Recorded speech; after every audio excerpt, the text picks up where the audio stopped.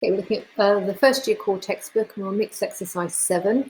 So question 13 is an exam question. So for 3 marks, we're asked to show that x plus 4 is a factor of this cubic. So it's quite nice for 3 marks. So the only thing you want to be careful of here is that you are definitely showing enough working. So if x plus 4 is a factor, and you want to do this using factor theorem, it's by far and away the easiest, clearest way to do it. And often you get questions that say using factor theorem.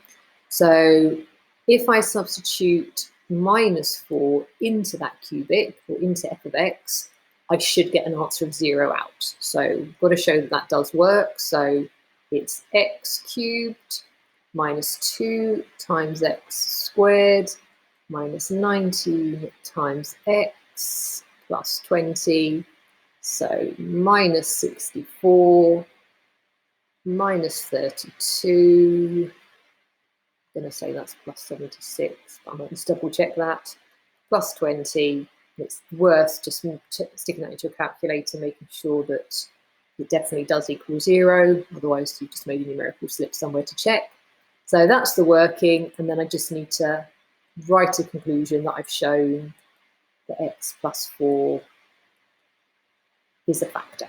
Okay, so really not so bad for 3 marks.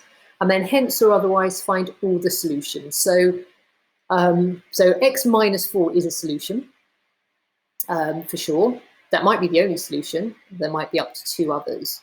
So if I know that, let's move that down a little bit. So the original cubic f of x was x cubed minus 2x squared minus 19x plus 20. So I know that x plus 4 is a factor. So I'm going to try and factorize it. So I'm going to do it through inspection. That's the quickest way to go. So this brackets here basically is going to have a quadratic in it. So the first term is going to be the x squared term, and the x squared terms times the x needs to give me x cubed, so it must just be x squared. If this was 3x cubed, this would be 3x squared, etc., etc. Okay, so that's quite straightforward. The other bit that is, again, right, so that's x squared. So the other bit that's quite straightforward to look at is the constant, because again, if I'm expanding these brackets out, the 4 times the constant of the quadratic will be the only constant term. So that must be plus 5, so that 4 times 5 gives me the 20.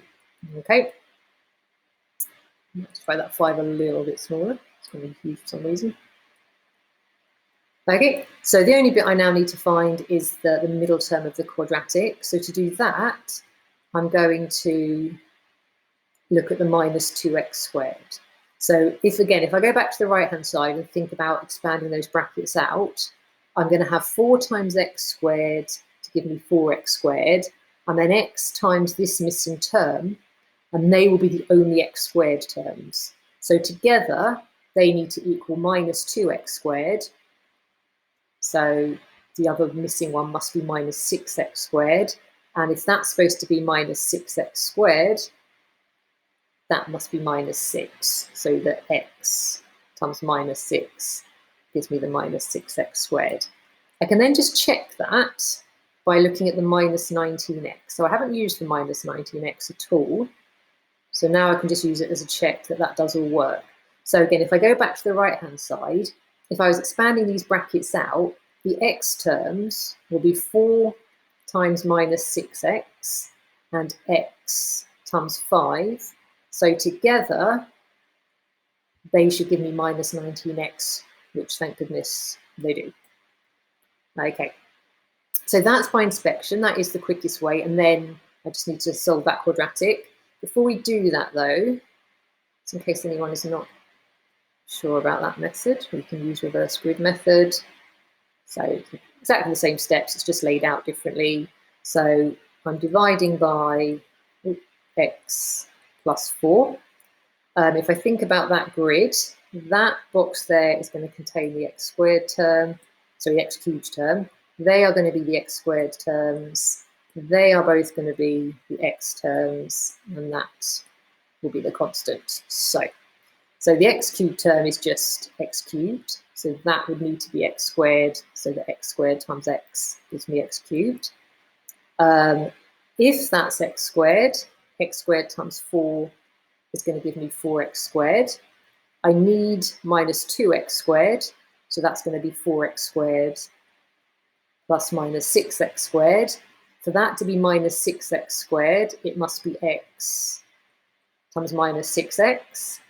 If that is minus 6x, then minus 6x times 4 is minus 24x. I need minus 19x altogether, so I need a 5x there. So 5x is x times 5, and if that's 5, 5 times 4 gives me 20, and that last one is really just a check, because that should equal 20. Okay, so whichever method you prefer, you end up with x plus 4 times x squared minus 6x plus 5. We weren't actually asked to factorize it, were we? We were asked to solve it. So let's get that screen back. So we're trying to solve that equal to 0. So the easiest is going to be if I can factorize the quadratic. I mean, as I said before, x equals minus 4 might be our only solution. You can just quickly check the discriminant. So b squared, so 36 minus 4 times 1 times 5. That does give you a positive value, so that is going to have 2 solutions.